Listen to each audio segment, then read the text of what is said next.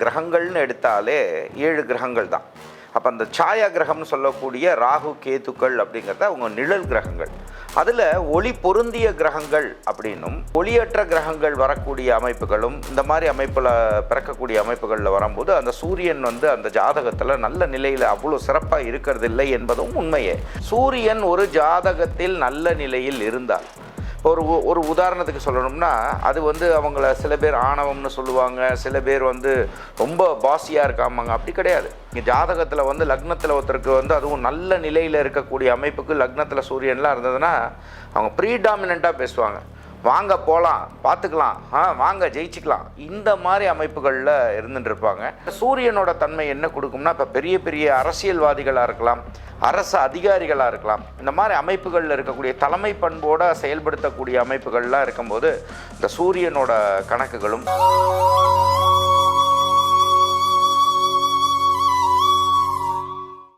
ஆன்மீக உலா அன்பு நேயர்களுக்கு இனிய வணக்கம். பொதுவாகவே ஒரு மனிதனுடைய வாழ்க்கையை எதை வச்சு நிர்ணயிக்கிறாங்க? அவனுடைய ஜாதகத்தை பேஸ் பண்ணி தான் இல்லையா? வாழ்க்கையில் பிரச்சனை அப்படின்னாக்கா உடனே பார்க்கக்கூடிய ஒரு முதன்மையான விஷயமா ஜாதகம் இருக்குங்க.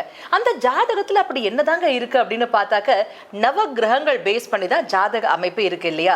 ஸோ ஒரு மனிதனுடைய வாழ்க்கைக்கும் நவ கிரகங்களுக்கும் நிறையவே சம்பந்தம் இருக்குங்க. சரி, அப்படிப்பட்ட நவ கிரகங்கள்ல முதன்மையாக பேசப்படுவது யார் அப்படின்னாக்கா சூரிய பகவான். சூரிய பகவான் நம்முடைய ஜாதகத்துல எப்படி இருந்தாக்க ஒரு மனிதனுடைய வாழ்க்கையில மேன்மை கிடைக்கும், எப்படி ஒரு மனிதனுக்கு இருக்கவே கூடாது, ஐயா அப்படி வந்துருச்சுனாக்கா அதற்கு நாங்க என்னதான் பரிகாரம் செய்வது, அதற்கு உரித்தான ஆலயம் என்ன, வழிபாட்டு முறை என்ன, இது குறித்த நிறைய விளக்கங்களை நமக்காகவே எடுத்துரைப்பதற்காக நம்ம அரங்கிற்கு வருகை தந்திருக்காரு ஸ்ரீ தாந்திரிக் ஆஸ்ட்ராலஜியின் நிறுவனர் மற்றும் 5 தலைமுறை தாந்திரிக ஜோதிட வல்லுநர் டாக்டர் விஜய் சேது நாராயணன் அவர்கள். வாங்க நேயர்களே, சரி சந்திப்போம்.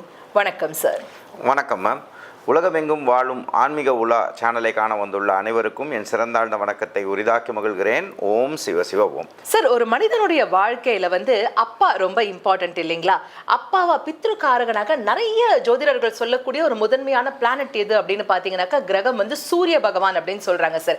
ஸோ ஒரு மனிதனுடைய வாழ்க்கையில அப்பா எவ்வளவு முக்கியமோ அதே மாதிரி ஜாதகத்துல சூரிய பகவான் கரெக்டான இடத்துல இருப்பது ரொம்ப முக்கியமா? எந்த இடத்துல இருந்தா கரெக்ட், எந்த இடத்துல இருக்கக்கூடாது, அப்படி ஜாதக அமைப்பு ஒருவேளை சரியா இல்ல, சூரியன் நமக்கு பாதகமா இருக்கு அப்படின்னாக்க அதை எப்படி சரி பண்ணிக்கிறது, எங்களுக்கான ஒரு விஷயமா அதை எப்படி மாற்றிக்கொள்வது, அதற்கான விளக்கங்கள் கொடுங்க சார். டெஃபினட்டா. அதே மாதிரி இப்போ நம்ம அந்த சோலார் சிஸ்டம்னு எடுத்துட்டோம்னா இதில் முதல்ல நம்ம என்ன புரிஞ்சுக்கணும் அப்படின்னா, பேசிக்காக கிரகங்கள்னு எடுத்தாலே 7 கிரகங்கள் தான். அப்போ அந்த சாயா கிரகம்னு சொல்லக்கூடிய ராகு கேதுக்கள் அப்படிங்கிறத அவங்க நிழல் கிரகங்கள். அதில் ஒளி பொருந்திய கிரகங்கள் அப்படின்னும் ஒளி அற்ற கிரகங்கள்னு சொல்லக்கூடிய அமைப்பில் வரும்போது ஒளி பொருந்திய கிரகங்களோட தன்மையோட அமைப்பு பார்த்திங்கன்னா பிரகாசமான தன்மையோடு இருக்கக்கூடிய அமைப்புகளும், அதே மாதிரி ஒளியற்ற கிரகங்கள் வரக்கூடிய அமைப்புகளும் இந்த மாதிரி அமைப்பில் பிறக்கக்கூடிய அமைப்புகளில் வரும்போது அந்த சூரியன் அந்த ஜாதகத்தில் நல்ல நிலையில் அவ்வளோ சிறப்பாக இருக்கிறது இல்லை என்பதும் உண்மையே.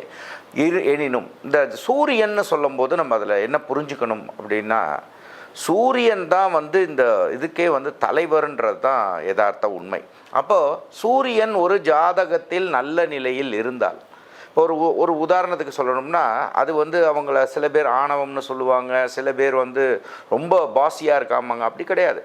தலைமை பண்பு உள்ள அனைத்து நபர்களும் இப்போ நீங்கள் ஜாதகத்தில் லக்னத்தில் ஒருத்தருக்கு அதுவும் நல்ல நிலையில் இருக்கக்கூடிய அமைப்புக்கு லக்னத்தில் சூரியன்லாம் இருந்ததுன்னா அவங்க ப்ரீடாமினண்ட்டாக பேசுவாங்க.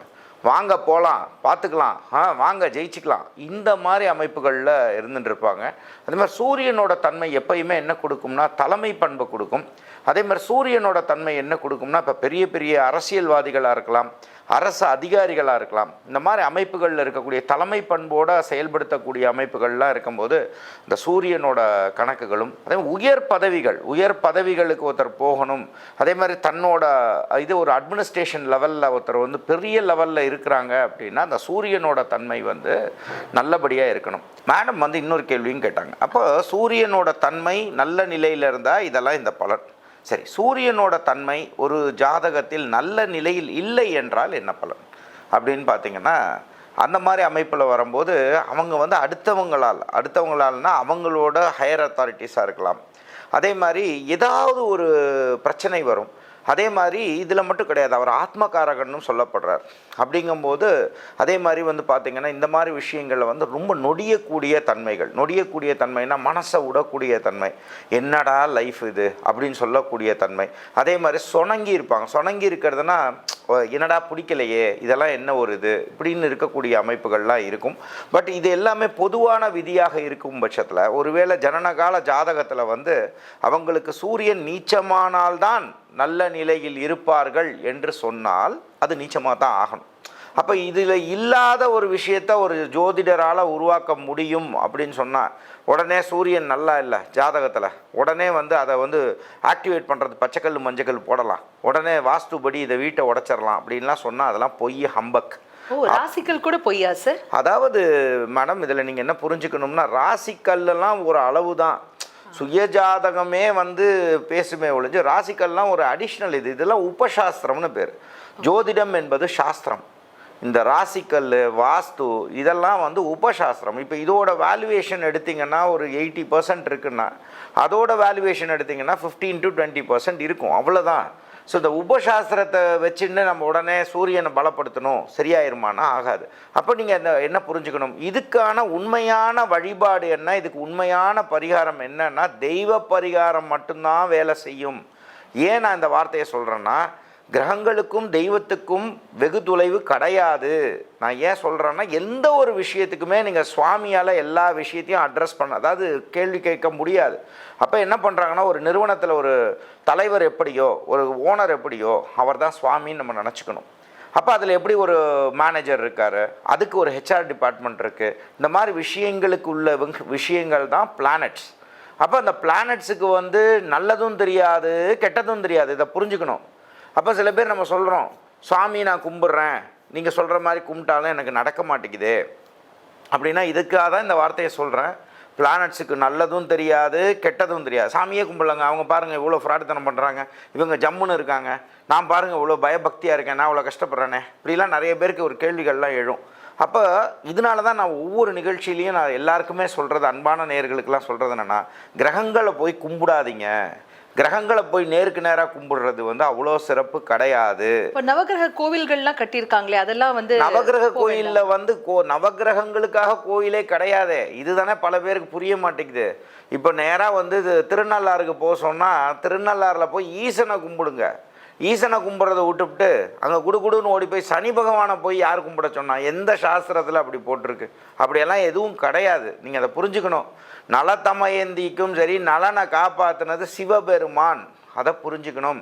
அப்போ நம்ம ஜாதகத்தில் வந்து ஒரு வேளை சூரியன் கெட்டு போயிருந்ததுன்னா, அந்த இடத்துல குடுகுடுன்னு ஓடி போய் சூரிய பகவான்கிட்ட போயிட்டு, சூரிய பகவானே என்னோட நட்சத்திரம் இது, என்னோட ராசி இது, என்னோட கோத்திரம் இது அப்படின்னு சொல்லி சொன்னால், வாப்பா உன்னை அடிக்கிறதுக்காக தான் காத்துன்றதே, வா ரொம்ப நல்லா இருக்கு வா அப்படின்னு 4 அடி சேர்த்து தான் போடுவார். அப்போ என்ன பண்ணியிருக்காங்க ரிஷிகள், மாமுனிவர்கள் நமக்கு வகுத்து கொடுத்த விஷயங்கள். ஜோதிடம் என்பது ஜோதியை காட்டி திடம் கொடுத்து வாழ வைக்கக்கூடிய அற்புதமான கலை. அப்போ அவங்க என்ன சொன்னாங்க, அப்போ அவங்களுக்கு யாரை வழிபடுகிறார்களோ, தேவதா அதிதேவதா அப்படின்னு சொன்னாங்க. அப்படின்னா ஒன்றும் பயந்துக்காதீங்க, நம்ம வந்து ஆள் சொல்கிறாரு நினச்சிக்காதீங்க. அப்படின்னா என்ன, அவர்கள் யாரை வழிபடுகிறார்களோ அந்த தெய்வங்களை நீங்கள் வழிபடணும். அப்போ நீங்கள் என்ன பண்ணுங்கள், ஒருவேளை நீங்கள் வைணவத்தோட நம்பிக்கையில் இருக்கீங்கன்னா, நீங்கள் வழிபட வேண்டியது யாரை பிடிக்கணும், ஸ்ரீராமச்சந்திரமூர்த்தியை வழிபடணும். நான் வந்து எப்பயுமே சைவ இதில் நான் இருந்துட்டுருக்கேன், நான் என்னங்க பண்ணுவேன் அப்படின்னு நீங்கள் சொன்னீங்கன்னா, சிவபெருமானை வழிபாடுகள் செய்யுங்கள். அப்போ நீங்கள் சிவபெருமானை வழிபட நிறைய நன்மைகள் கிடைக்கும். அப்போ நீங்கள் இதில் புரிஞ்சுக்கணும், ஏங்க என் ஜாதகத்தில் இந்த இடத்துல இந்த 12 கட்டம் தான் இருக்கும், நீங்கள் யாராக இருந்தாலும் இந்த அதில் 12 கட்டம் தான் இருக்கும். ஒருவேளை உங்கள் ஜோதிடர் சொல்லிடுறார், இல்லைங்க உங்கள் ஜாதகத்தில் சூரியன் சரியில்லைங்க அப்படின்னு சொன்னால், நீங்கள் என்ன புரிஞ்சுக்கணும் எனது அன்பார்ந்த நேயர்களே, இப்போ இந்த இடத்துல வந்து அந்த சுயஜாதகத்தில் சூரியன் கெட்டுப்போகக்கூடிய தன்மை இருந்தால்தான் நன்மை என்றால் அது அப்படி தான் வேலை செய்யணும். அப்போ அந்த ஜாதகத்தில் இருக்கக்கூடிய எந்த கட்டத்தில் இருக்கிறதோ அந்த கட்டம் உங்களுக்கு நல்லதா தீயதா, மித்த பிளானட் அதை பார்க்கறதுனால புனிதத்துவம் அடையுதா இல்லை பாபத்துவம் அடையுதாங்கிறத உங்கள் ஜனனகால ஜாதகத்தையும் பார்த்துட்டு அதுக்கு தகுந்த மாதிரி அந்த கிழமைகளில் போய் கிழமைகளில் போய் நீங்கள் வழிபாடுகள் செய்யும் பொழுதும் மாற்றங்கள் வரும். குறிப்பாக எந்த கோயிலுக்கு போகணும் சார்? இதை பொறுத்த வரைக்கும் நான் தான் சொன்னேனே, வைணவத்துக்கு உள்ள விஷயத்தில் நீங்கள் வழிபாடுகளில் நம்பிக்கையோடு இருக்கீங்கன்னா ராமச்சந்திரமூர்த்தி, எந்த ராமர் கோயில் நீங்கள் புரிஞ்சுக்கணும். அகம் பிரம்மாஸ்மி அப்படிங்கும்போது அங்கிங்கனாதபடி எங்கும் பிரகாசமாய் ஆனந்த ரூபமாக அருளோடு இருப்பவர் தான் சுவாமி. வீட்லயே இருந்து தாராளமாக கும்பிடலாம். சுவாமிக்கு இன்னும் ஒன்றும் அவங்களுக்கு லேண்ட்மார்க்கோ அதெல்லாம் கிடையாது. கோயிலோட தன்மை ஆகம சாஸ்திரம்ங்கிறது வேறு, அங்கே போய் வேண்டுறதுக்காக வைக்கல. அப்படிங்கும்போது நீங்கள் சுவாமியை மனதார நினைக்கிறதும், நீங்கள் ஒருவேளை சைவ இதில் இருந்தீங்கன்னா சிவபெருமான வழிபாடுகள் செய்வது மிக சிறந்த நன்மைகளை கொடுக்கும்.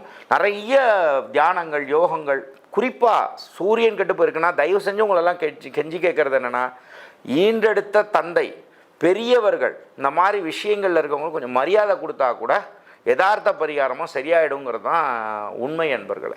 சிந்திக்க வைக்கக்கூடிய தெளிவான விளக்கங்கள் கொடுத்தீங்க சார். அப்பா பத்தி பேசியாச்சு, அடுத்தது அம்மா பத்தி நிச்சயமா பேசியே ஆகணும் இல்லையா? அடுத்த எபிசோட்ல எங்களுக்காக தாய்க்கு உரித்தான சந்திர பகவான், சந்திரன் வந்து ஜாதகத்துல நீச்சம் உச்சம் பெற்றிருந்தால் அந்த நிலைகள் மனிதனுடைய வாழ்க்கையில எப்படி ரிஃப்ளெக்ட் ஆகும், அதற்கு உரித்தான ஆலயம் என்ன அப்படிங்கறத பத்தி தெளிவான விளக்கம் நீங்க எங்களுக்காகவே கொடுக்கணும் சார். கொடான கொடி அன்பு நெஞ்சங்கள் அனைவர் சார்பாகவும் மனமார்ந்த நன்றிகள் சார். நன்றி சொல்லுங்க சார். இந்த வாய்ப்பளித்த ஆன்மீகம் உலா யூடியூப் சேனலுக்கு இந்த நேரத்தில் நன்றி தெரிவிக்க கடமைப்பட்டிருக்கோம். அடுத்த நிகழ்ச்சியில் உங்களை சந்திக்கும் வரை உங்களிடமிருந்து வணக்கம் கூறி விடைபெறுவது உங்கள் விஜய் சேத்து நாராயணன். நன்றி, வணக்கம். ஓம் சிவசிவ ஓம். என்னங்க, இன்றைய நிகழ்ச்சி நிச்சயமா அவங்க எல்லாருக்குமே ரொம்பவே பயனுள்ளதாக அமைந்திருக்கும் நாங்க நம்புறோம். அடுத்த நிகழ்ச்சியில சந்திர பகவான், அம்மா ஒரு ஜாதகத்துல வந்து எப்படி இருந்தா வாழ்க்கையில அந்த குழந்தைய அப்படியே கை தூக்கி விடுவாங்க. தாய் அப்படிங்கும் போது எப்பவுமே அன்பு காட்டுபவள் தானே. சந்திரன் வந்து நீச்சமா இருக்கக்கூடிய இதுல கெடுபலன் கூட கொடுக்குமாங்க. அது எப்படிங்க நம்புறது? இது குறித்த ரகசிய விளக்கங்கள் கேட்டு தெரிஞ்சுக்க போறோம். மீண்டும் சந்திப்போம். ஆனா மறக்காம நம்ம ஆன்மீக யூடியூப் சேனலை லைக் பண்ணுங்க, ஷேர் பண்ணுங்க, சப்ஸ்கிரைப் பண்ணுங்க, பெல் பட்டனை கிளிக் பண்ணுங்க.